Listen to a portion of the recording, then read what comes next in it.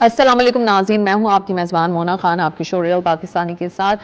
جی ناظرین، آج کے ہمارے ریئل پاکستانی کافی مشہور اور معتبر شخصیت ہے، کیونکہ رمضان المبارک کا مہینہ ہے اور آپ جو ہے اپنے اسکرین پہ آپ انہیں دیکھ رہے ہیں، اور ان کے بارے میں میں بتاتی چلوں۔ ان کا زیادہ تر جو بچپن ہے وہ مدینہ منورہ سعودی عرب میں ہی گزرا ہے۔ انہوں نے محض 12 سال کی عمر، 12 سے 13 چھوٹی سی عمر میں انہوں نے درس کا لیکچرز کا آغاز کر دیا تھا، اور جس نون اسکالر کی وہ صاحبزادی ہیں، ویسے میں ان کے والد کا نام لوں تو آپ یقیناً آپ سمجھ بھی جائیں گے، ڈاکٹر مرتضیٰ ملک صاحب کی صاحبزادی ہیں، اور انہوں نے جو ہے ماشاءاللہ سے پی ایچ ڈی کی ہوئی ہے یو ایس سے اسلامک فیملی لاء میں، اور ان کے جو لیکچرز ہیں وہ دنیا بھر میں، جہاں دین اسلام کی بات آتی ہے، دنیا بھر کے کئی ممالک میں، چاہے وہ اسلامک سینٹرز ہوں، مسلم کمیونٹیز ہوں، وہاں پہ جا کے وہ درس بھی دیتی ہیں، اور ان کو کئی ایوارڈس بھی مل چکے ہیں۔ یو این او کی جانب سے بھی جو ہے پیس امبیسڈر کے ایوارڈس مل چکا ہے۔ کئی ایوارڈس کی میں نے جب بات کی تو کیونکہ ان کی خدمات کی وجہ سے ان کو یہ ایوارڈ دیے جا رہے ہیں، اور میں سمجھتی ہوں we are so much blessed کہ آج ہمارے ساتھ وہ موجود ہیں، کیونکہ رمضان کی ٹرانسمیشنز ہیں، اور جس طرح سے آپ کو پتہ ہے معاملات ذرا سخت ہو جاتے ہیں اسکالرز کے، لیکن آج انہوں نے پاکستان ٹیلی ویژن کے لیے ٹائم نکالا ہے، اور میں یہ بھی کہہ سکتی ہوں ہماری خوش قسمتی ہے کہ پاکستان آئی ہوئی تھی اپنے کچھ کتابوں کے سلسلے میں، کتابوں کے کچھ پبلش کرنے کے سلسلے میں، تو آج ہماری ان سے ملاقات ہو رہی ہے۔ تو آج کے ہمارے real Pakistani one and only doctor Maimoona Shaheen صاحب ہمارے ساتھ موجود ہیں، ہم انہیں ویلکم کریں گے۔ السلام علیکم ڈاکٹر صاحبہ، کیسی ہیں؟ وعلیکم السلام ورحمۃ اللہ وبرکاتہ۔ بھائی ڈاکٹر صاحبہ بہت شکریہ۔ ویسے تو میرے پاس انٹروڈکشن میں آپ کے لیے جتنی میں بتاؤں میں نے بہت ہی شارٹ کیا، لیکن اتنی ماشاءاللہ سے آپ کے کام ہیں، خدمات ہیں، کئی ایوارڈز کی لسٹ بھی موجود ہیں، اور میں نے آج اپنے انٹرو میں آج آپ کا نام جو ہے ڈاکٹر میمونہ شاہین میں نے آج ذکر کیا۔ ویسے تو لوگ آپ کو جانتے ہیں ڈاکٹر میمونہ مرتضیٰ ملک کے نام سے، تو یہ جو شاہین، آج بتا دیں کہ یہ جو شاہین کا جو لقب ہے، شاہین کا جو نام ہے، کس طرح سے جو ہے آپ کے ساتھ وہ جڑا ہے، اور ماشاءاللہ سے آپ دیکھ رہے ہیں کہ آپ بھی شاہین بنی ہوئی ہیں، جگہ جگہ پرواز کرتی رہتی ہیں۔ بسم اللہ الرحمن الرحیم۔ دیکھیے میرے والد شہید جو ہیں وہ بیسٹ ڈیبیٹر آف پاکستان کا جی سی سے وہ راوین تھے۔ جب سے وہ وہاں داخل ہوئے تو ہر سال بیسٹ ڈیبیٹر آف پاکستان کا انہیں کپ ملتا تھا، فرسٹ پرائز ملتا تھا، انگلش میں بھی اردو میں بھی۔ تو ان کے جو پرنسپل تھے ڈاکٹر نذیر، انہوں نے کہا یہ ہمارا شاہین ہے، جیسے علامہ کے شاہین، علامہ اقبال کے شاہین ہیں، تو یہ ہمارے شاہین ہیں۔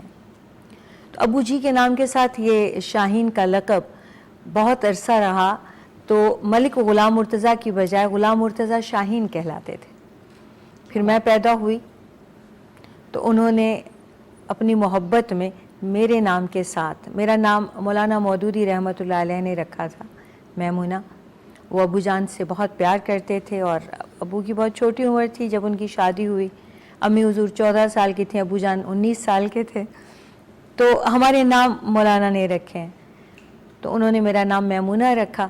تو ابو جان کو یہ لقب سنبھالے ہوئے 4 سال ہو چکے تھے، 3 سال، انہوں نے اپنا نام شاہین، اپنا لقب میرے نام کے ساتھ لکھ کے اپنے نام سے ہٹا دیا۔ تو ڈاکٹر صاحبہ آپ یقین مانیں، مجھے اجازت ہے میں یہ کہہ سکتی ہوں کہ آپ نے جو محبت، جو تعلق کی وجہ سے انہوں نے جو نام جوڑا تھا، آپ نے اس کا حق بھی ادا کیا الحمدللہ۔ میں پوری کوشش کر رہی ہوں۔ آپ یقین کیجئے کہ میں جب بھی ابو جان کی قبر پہ جاتی ہوں تو مجھے فخر ہوتا ہے، مجھے کوئی شرمندگی نہیں ہوتی، مجھے فخر ہوتا ہے الحمدللہ۔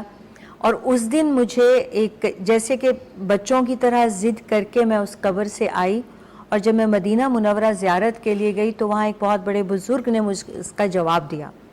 آپ کو حیرت ہوگی، ابو جان نے اپنی شہادت سے چند روز پہلے اب ایک ایک سپارے کا ترجمہ، جو ذرا تفسیری ترجمہ ہے، وہ لکھا، اور ہر اس سپارے کے نیچے اپنے سگنیچرز کیے۔ 3 دن کے بعد وہ شہید ہو گئے۔ میری بہن کو، بشرا کو، انہوں نے تھمایا اور کہا کہ شاید اللہ نے مجھے مہلت، میں اللہ سے مہلت مانگ رہا تھا کہ میں اسے مکمل کر لوں۔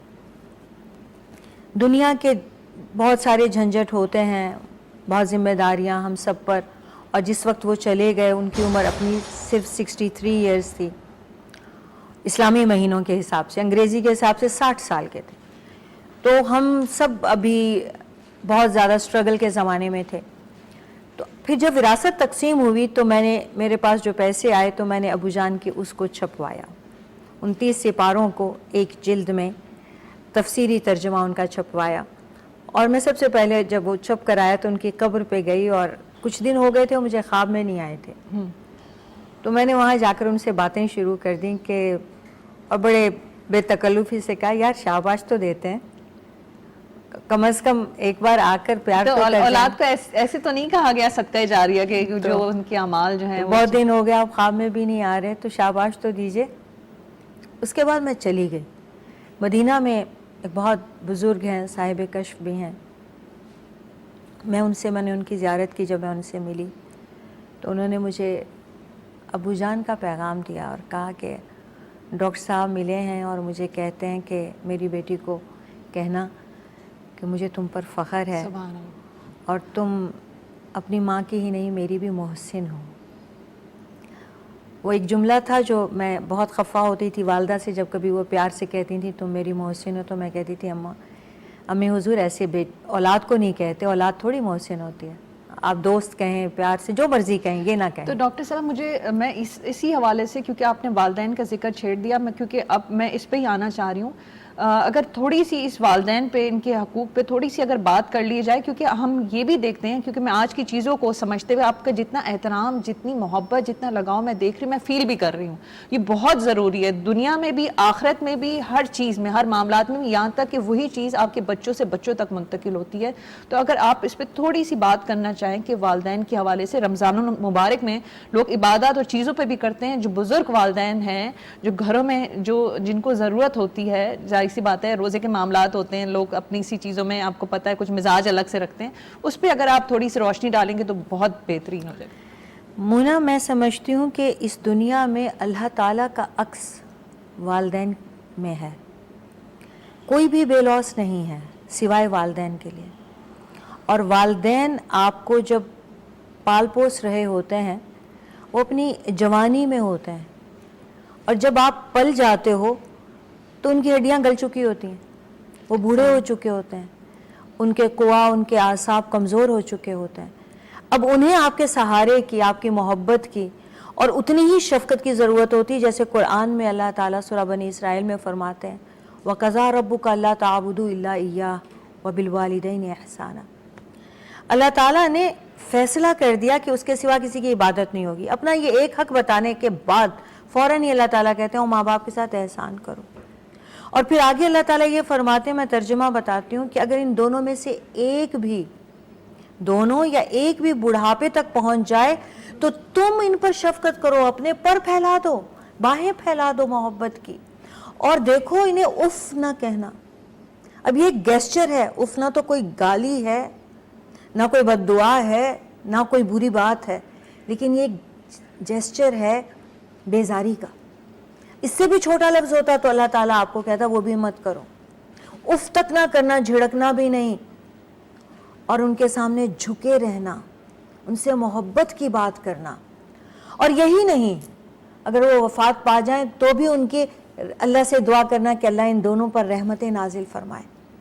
تو حق تو اللہ نے اپنے بعد سب سے زیادہ انہی کا رکھا ہے, اور اس دنیا میں اللہ تعالیٰ نے تو ہمیں اپنی روح سے نوازا ہے, والدین نے ہمیں پیدائش دی ہے. تو اس معاملے میں دونوں وحدہ لا شریک ہیں. ایک ہی باپ ہوتا ہے, ایک ہی ماں ہوتی ہے. اللہ تعالیٰ نے ہمیں خلقت دی ہے, انہوں نے ہمیں ولادت دی ہے. اللہ تعالیٰ نے ہم رزاقی فرمائی ہے, انہوں نے اپنے منہ سے نوالا دیا ہے ہمیں.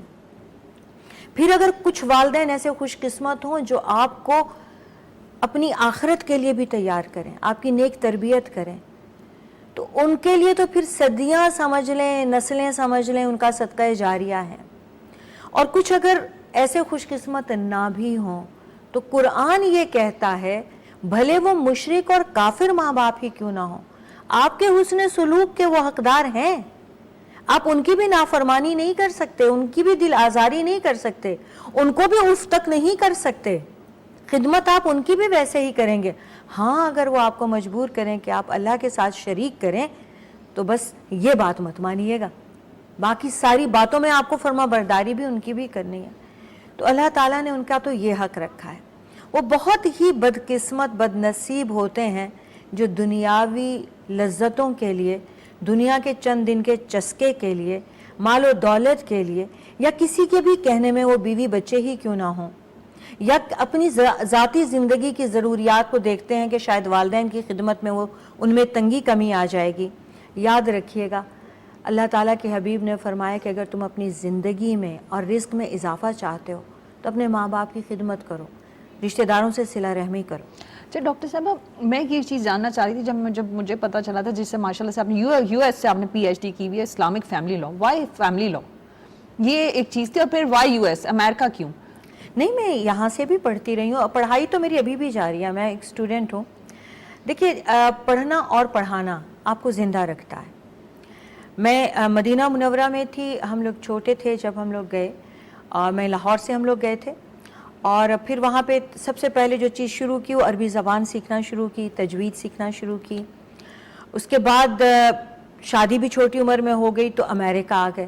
تو چونکہ امریکہ رہ رہی تھی تو بچے جب پیدا ہوئے تو وہ بھی وہیں پیدا ہوئے, تو اب ایسا تھا کہ مجھے بھی خواہش تھی تعلیم حاصل کرنے کی, میرے شوہر کو مجھ سے بھی زیادہ حاصل تھی, ویری نائس. تو انہوں نے میرا اس میں بہت ساتھ دیا. اب فرق یہ تھا کہ احمد صاحب سائنس کے اور میڈیکل کے بندے تھے, اور وہ خود سائنٹسٹ ہیں, نیوکلیئر میڈیسن کے ہیں. والد بالکل اسلام کے اسکالر تھے, اور بہت ریناؤنڈ اسکالر بھی تھے, اور ان کی خواہش تھی کہ ان کا جو بھی بچہ ذہین ہوگا وہ اسے عالم دین بنائیں گے.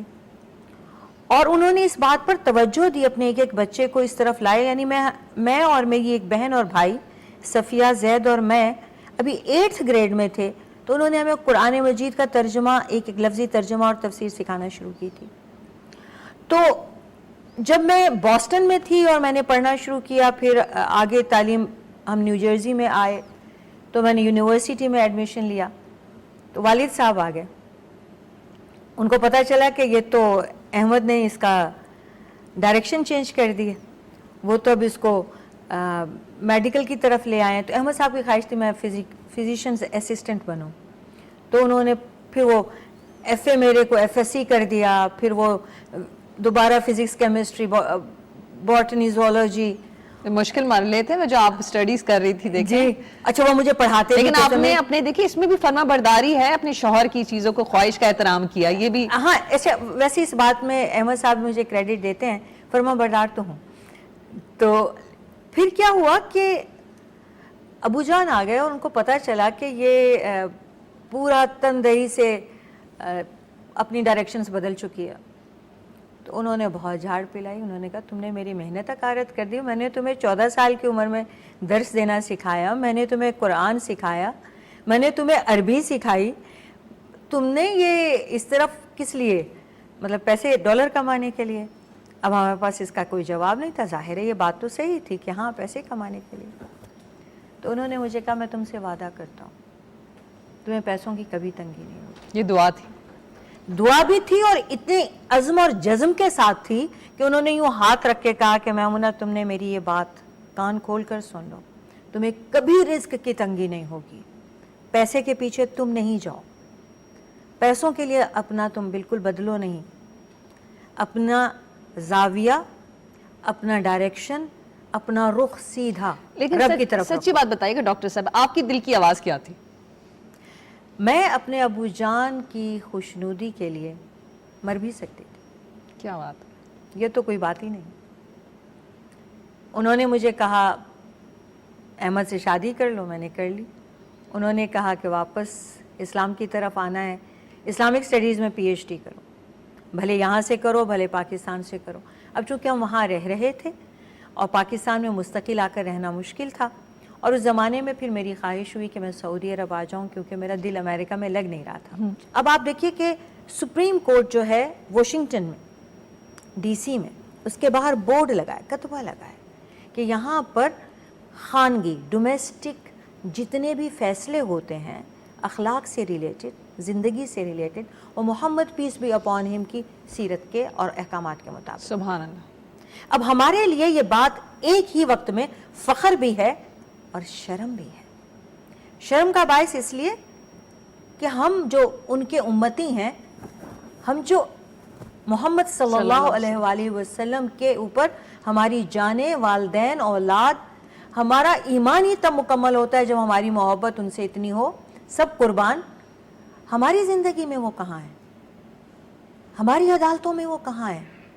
تو یہ ایک وجہ تھی تھوڑا سا لا کو جان کر ان کے نقطے نکال کر اپنی بیویوں کو یہ بتانا کہ بہنوں بیٹیوں یہ اسلام کی دین ہے، اور پھر ہمیں اسلام نے محروم نہیں کیا، ہمیں جس نے محروم کیا ہے اس سے بات کرو، اس کو برا سمجھو، اسلام کو برا نہ کہو۔ تو ڈاکٹر صاحبہ جس طرح سے آپ کا ماشاءاللہ جتنا مطالعہ ہے قرآن شریف کے حوالے سے، ترجمہ تفسیر، تو یہاں پہ آپ تھوڑی سی اس بات پہ بھی میں چاہوں گی روشنی ڈالیں کہ قرآن شریف رمضان میں سبھی پڑھتے ہیں، پڑھنے ہم سب کا دل چاہتا ہے کیونکہ یہ ایک موقع بھی ہوتا ہے، اسپیشلی ہم تیاریاں بھی کرتے ہیں کہ رمضان شریف پڑھنا ہے، لیکن وہی باتیں کہیں نہ کہیں کمی رہ جاتی ہے، وہ جو ہماری لینگویج ہے، جو ہمیں ویسے تو دل ہم قرآن شریف پڑھتے ہیں ہمارے دل پہ دماغ پہ اثر بھی کرتا ہے، لیکن سمجھنا تو وہاں پہ ترجمہ اگر موقع مل ہی رہا ہے رمضان میں ہم قرآن شریف کھول رہے ہیں پڑھ رہے ہیں تو اس پہ کیوں نہیں ہم دھیان دے رہے کہ ترجمہ ذرا تفسیر اس کو سمجھ لیں اور اس کو رمضان کے بعد بھی ان چیزوں کو اپنی زندگی میں عمل کرتے رہیں۔ دیکھیے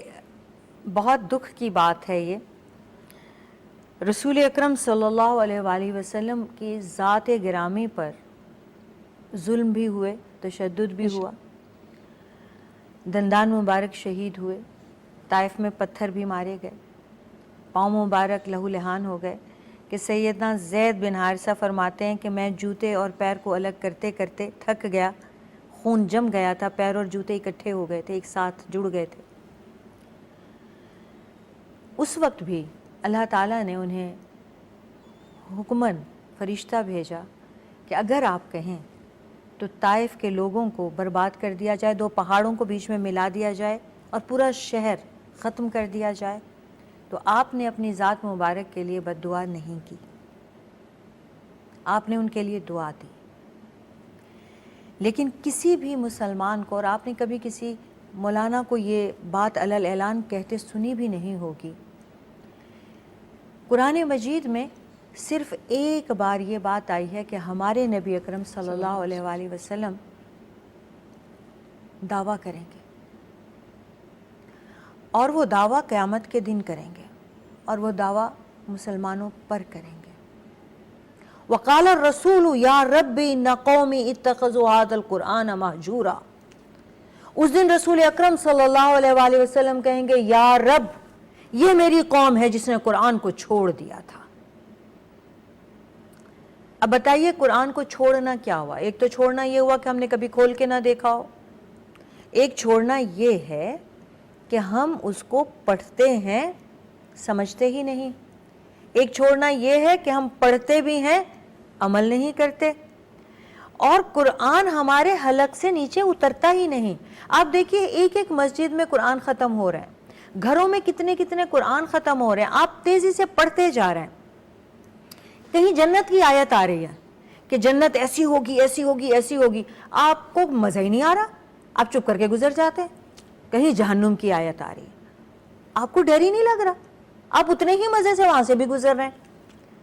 اس کی ہولناکیاں ہیں قیامت کی، کیسے قیامت آئے گی، کیسے انسان کا حشر ہو جائے گا، کیسے دنیا فنا ہو جائے گی، آپ کو پرواہ ہی نہیں ہوتی، اس لیے کہ وہ آپ کو سمجھ ہی نہیں آتی۔ آپ مجھے بتائیں آپ ڈاکٹر بن سکتی ہیں پی ایچ ڈی کیے بنا؟ آپ کو ڈاکٹریٹ کی ڈگری کوئی دے گا؟ آپ ڈاکٹر بن سکتی ہیں، ایم بی بی ایس کر سکتی ہیں 4-5 سال، جب تک کہ آپ ان کے میڈیکل کو گھول کر نہ پی لیں۔ آپ انجینئر بن سکتی ہیں جب تک کہ آپ انجینئرنگ یونیورسٹی کی سارے اس سلیبس میں سے نہ گزرے۔ آپ سرجن بن سکتی ہیں، کسی کے ہاتھ میں آپ اپنا جسم دے سکتی ہیں کہ کاٹو پیٹو، جب تک کہ اس کے پاس پوری کی پوری ڈگری نہ ہو، سند نہ ہو۔ لیکن آپ مسلمان بن سکتی ہیں کیونکہ آپ نے کلمہ پڑھ لیا ہے، آپ ان کی امت میں شامل ہو گئی ہیں، اب اس کی ٹیکسٹ بک میں کیا لکھا ہے، کہاں سے منع کیا ہے، کہاں جانے کو کہا ہے، کہاں سے روکا ہے، آپ کی جانے پرواہ، آپ کو کوئی فرق ہی نہیں پڑ رہا۔ اب آپ دیکھیں نا، اگر آپ یہ سلوک کر رہی ہیں اپنے ہی ٹیکسٹ بک کے ساتھ، اپنے دین کے ساتھ، اللہ کے کلام کے ساتھ۔ میرے ابو جان مثال دیا کرتے تھے کہ تمہارے والد نے خط لکھا ہو اور اس زبان میں لکھا ہو جو تمہاری اپنی نہ ہو، تو تم کیا کرو گے؟ تو ہم کہتے تھے بھاگ پڑیں گے، جس کو آتی ہو اس سے پوچھیں گے۔ کتنی اچھی طریقے سے سمجھایا تھا آپ کو ویسے۔ تو انہوں نے کہا کہ ہم جائیں گے اور جو زبان کے جاننے والا ہوگا اس کے پاؤں پکڑنے پڑے تو بھی پکڑیں گے، بھیا ہمارے ابا نے خط لکھا ہے، بتائیے کیا لکھا ہے۔ محبت اور چاہت ظاہر سی بات ہے۔ ایسا نہیں کریں گے کہ ابا کا خط آیا ہے ڈیلی اسے چومیں، آنکھوں سے لگائیں, اونچا رکھ دیں, پھر دور سے اس کو سلامی دیتے رہیں, یہ ابا جی کا خط ہے, ادب کا مقام ہے. او بھائی ٹھیک ہے, لیکن اس کے اندر کسی کی موت کی اطلاع بھی تو ہو سکتی ہے. اس کے اندر یہ بھی تو ہو سکتا ہے خود ابا جی بیمار ہیں, وہ مجھے دیکھنا چاہ رہے ہیں. اس کے اندر یہ بھی تو ہو سکتا ہے انہیں ضرورت ہے مجھے پیسے بھجوانے ہیں. یہ بھی تو ہو سکتا ہے وہ کل آ رہے ہیں اور مجھے انہیں ریسیو کرنا ہے. تو ہم اپنے رب کے کلام کو اپنے باپ کے کلام جتنی اہمیت بھی نہیں دے رہے. ہم نے اس کو رکھا ہے بیٹی کے سر پہ رکھنے کے لیے رخصتی کے وقت, جھگڑے نمٹانے کے لیے ہاتھ رکھنے کے وقت, عدالت میں جھوٹا اٹھانے کے لیے پیسے رکھے ہوئے, باہر گواہ کھڑے ہوئے, اتنے پکڑا دو. اور پھر آج کل تو یہ بھی کاروبار شروع ہو گیا کہ کوئی فوت ہو جاتا ہے تو وہ کہتے ہیں اتنے پیسے دے دو, اتنے ہم قرآن پڑھ دیں گے. اب اگر ہم نے اللہ کے کلام کا خود مسلمانوں نے یہ حشر کر رکھا ہے تو پھر یہی ہوگا جو ہو رہا ہے. اچھا یہاں پہ عجیب سی بات ہے, جو غیر مسلموں کو بھی جب بات آتی ہے, مطلب وہ مسلمان نہیں ہوتے لیکن مطالعہ کرتے ہیں, سمجھتے ہیں, اور وہ چیزوں پہ بھی ایکسیپٹ بھی کرتے ہیں کہ نہیں اس قرآن شریف میں تو یہ باتیں لکھی نہیں, ہمیں بھی نہیں پتا تھی. اور مسلمان بے شک ایک الگ اس میں ایک مرحلہ ہے, لیکن ایکسیپٹ ضرور کر لیتے ہیں کہ نہیں ایسا ہی ہے. اچھا مونا, ایک مزے کی بات ہے کہ ریاض میں ہم لوگ رہ رہے تھے, میں امریکہ سے ریاض ہم لوگ موو ہوئے ہیں, وہیں پہ میں پاکستانی اسکول میں نے پڑھایا کالج کے بچیوں کو کافی عرصہ. تو اس زمانے میں میرا بھائی بھی وہاں تھا, اور ایک عوامی ایک ادارہ ہے, تو وہاں ایک انگریز آ گیا اور کہنے لگا کہ قرآن چاہیے, تو لے گیا. کچھ عرصے کے بعد دوبارہ آیا, کہنے لگا اس کی دوسری والیوم دو. تو سب کہنے لگے قرآن کی دوسری والیوم نہیں ہے, یہی ہے بس. تو وہ بڑا ضد کرنے لگا. تو میرا بھائی چونکہ اس کا عینی شاہد ہے, تو ڈاکٹر زید بھی کہہ رہا کہ سب لوگ ہم مل کر اسے اپنے ڈائریکٹر کے پاس لے گئے. تو وہ کہنے لگا میاں تمہیں کیوں ضد ہے کہ اس کی دوسری والیوم ہوگی, یہی ایک ہی تو ہے.